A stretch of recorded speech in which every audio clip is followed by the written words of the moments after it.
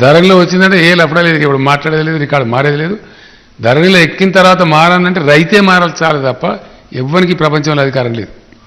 ఇక్కడ క్వశ్చన్ ఏంది, నీకు ధరణి మీద నీ భూమి మీద నీకు సంపూర్ణ అధికారం, నీకు ఎంపవర్మెంట్ చేసి అధికారాన్ని నీకు ఇచ్చిన దాన్ని ఉంచుకుంటావా పొడగొట్టుకుంటావా?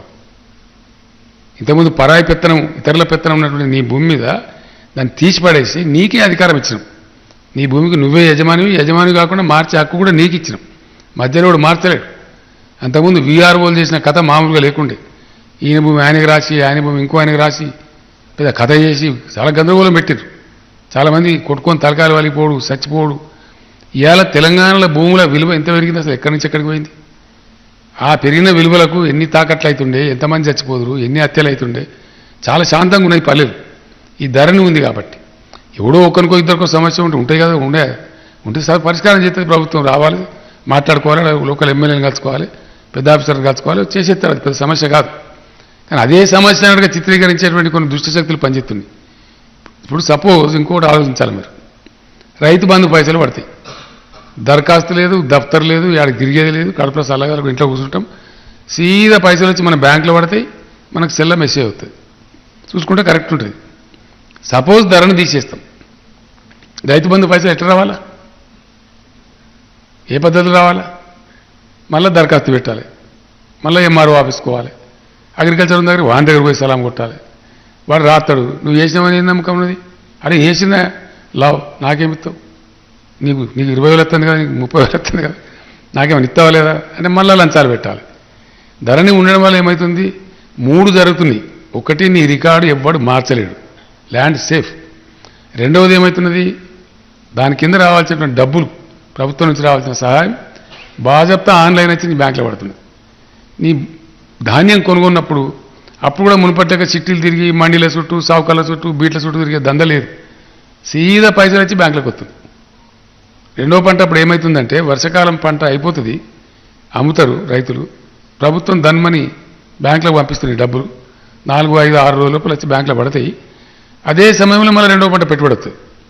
కాబట్టి రైతు 3 రూపాయల మిత్తికి, 4 రూపాయల మిత్తికి ఇప్పుడు అప్పులు తీసుకునే పరిస్థితి లేదు. ఎవ్వరు కూడా తీసుకుంటలేడు, బంద్ అయిపోయింది. బ్యాంకు రుణాలు కూడా ఇష్టం ఉంటే తీసుకుంటలేదు, ఎందుకంటే వాటికి మితికడం తీసుకుంటలేరు.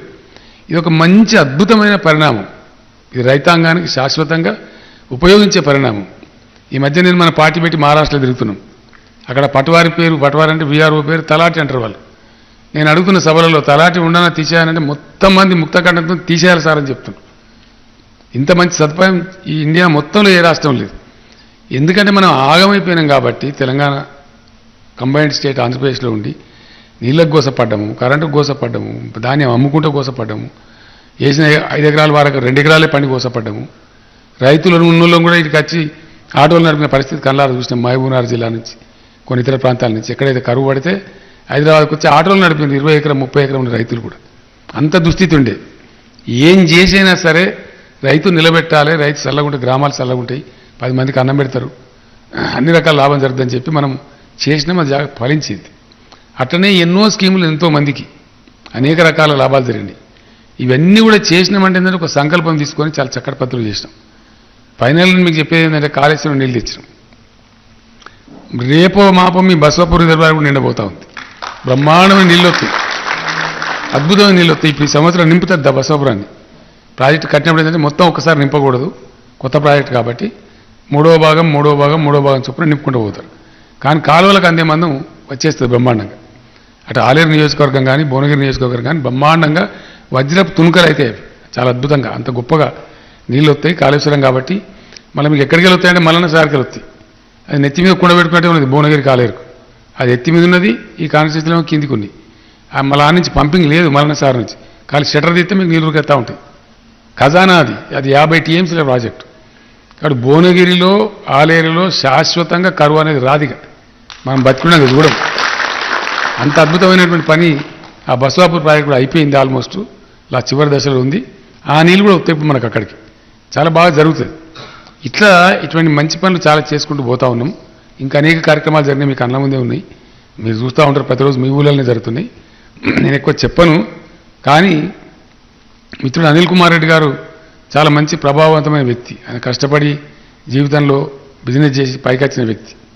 నేనే చెప్పిన ఎందుకు ఊరికే శేఖర్ రెడ్డి నువ్వు పోటీ పడి డబ్బులు తగిలిస్తారు వేస్ట్గా మీ చెరొక పోస్ట్ తీసుకొని మంచిగా ఇద్దరు కలిసి గట్టిగా చేయండి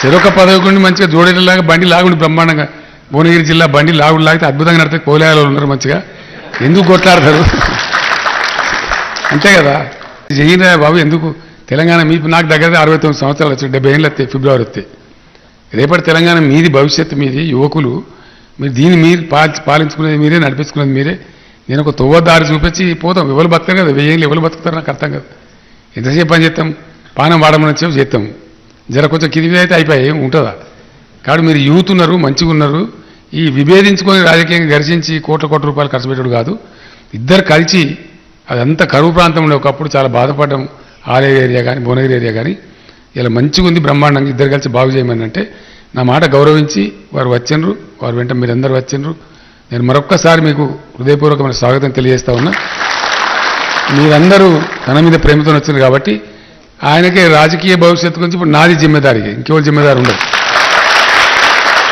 నేను ఒకసారి ఒక మాట చెప్పినా అంటే నా ప్రాణం పోయినా సరే వెనకపోయేది ఉండదు ఒక మాట అన్నామంటే అక్కడ నాగార్జున సార్లో ఎలక్షన్ జరుగుతూ ఉంటే ఆ భగత నోముల నరసింహయ్య గారి కొడుకు వాళ్ళ నాయన చచ్చిపోయాడు ఆయన కాకుండా వేరే వాళ్ళకి ఇస్తే బాగుండే అధికారం ఉంటుంది పిల్లగాడు ఉన్నాడు అడ్వకేట్ ఉన్నాడు అని చెప్పి చెప్తే అక్కడ కోటిరెడ్డి గారిని ఇంకోలేడు అన్నాడు నేను మంత్రి గారికి చెప్పిన ఆయనకు సంజాయించి చెప్పు నువ్వు ఆయన ఎమ్మెల్సీ చేద్దాము ఎమ్మెల్యేకి ఈక్వల్గా ఉంటుంది మంచి గౌరవించుకుందాం అని చెప్తే కోటిరెడ్డిని పిలిచి చెప్పిన నేను నా మాట గౌరవించి ఆయన సహకారం చేశాడు ఇమీడియట్గా నెక్స్ట్ వచ్చిన ఎమ్మెల్సీలు ఆయనకు తెలివి కూడా తెలియదు నేనే ఫోన్ చేసి పిలిచి మంత్రి గారికి చెప్పి పడి చెప్పించి ఎమ్మెల్సీ కూడా చేసుకున్నాం ఇట్లా ఒకసారి నేను చెప్పినా అంటే దానికి తిరిగి ఉండదు బ్రహ్మాండంగా ఆయన రాజకీయ భవిష్యత్తు చాలా మంచిగా ఉంటుంది అన్ని విధాలు బాగుంటుంది మంచి యువకుడు ఉత్సాహం ఉంది శేఖర్ రెడ్డి అనిల్ రెడ్డి కలిస్తే భస్మం అయిపోతాడు ఏముంది మిగిలేదు చాలా అద్భుతంగా పని జరుగుతుంది భువనగిరి జిల్లా ప్రగతికి చాలా దోహదపడుతుంది నేను చేసేది నేను చేసిన బీబీనగర్లో ఎయిమ్స్